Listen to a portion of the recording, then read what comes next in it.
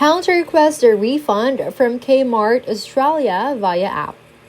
Welcome! In this guide, we'll walk you through how to request a refund from Kmart Australia using their mobile app. First, open the Kmart Australia app on your phone and make sure you're logged in to your account. Next, tap the menu icon and select My Orders to see your past purchases.